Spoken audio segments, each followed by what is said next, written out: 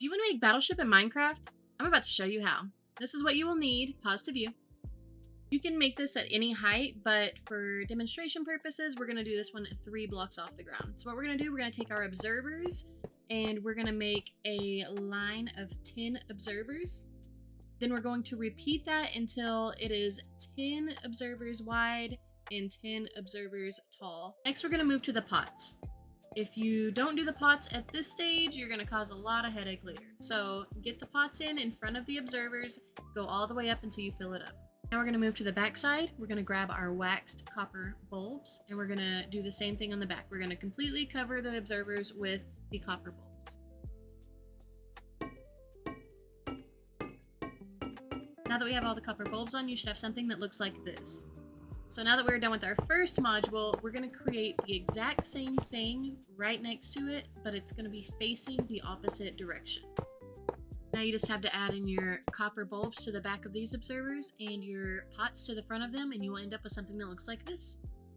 How it works is when you break a pot, the observer detects that something has changed and it sends a signal to the copper bulb on the back.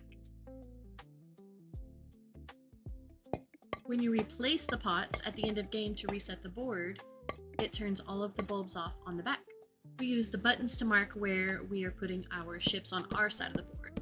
So you're going to need one ship that is 5 buttons, one ship that is 4 buttons, 2 ships that are 3 buttons, and 1 ship that is 2 buttons.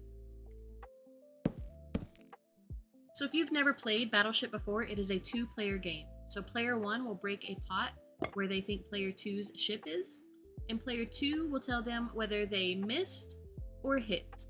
And they take turns going back and forth until one person has had all of their ships sunk.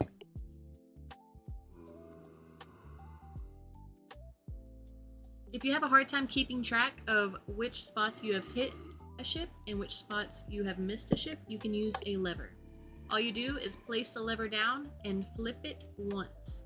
That will keep the light lit up on the other side, and it will give you a visual aid at where you have hit a ship.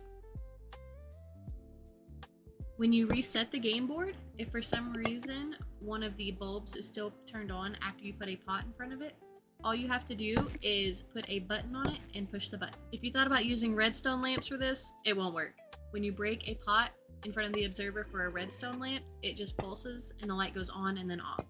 If you break a pot when a copper bulb is behind the observer, it will turn the bulb on until the pot is placed back in front of the observer. Now for the fun part. You can decorate this however you want. This is the Battleship game I made for game night on Hexcraft SMP.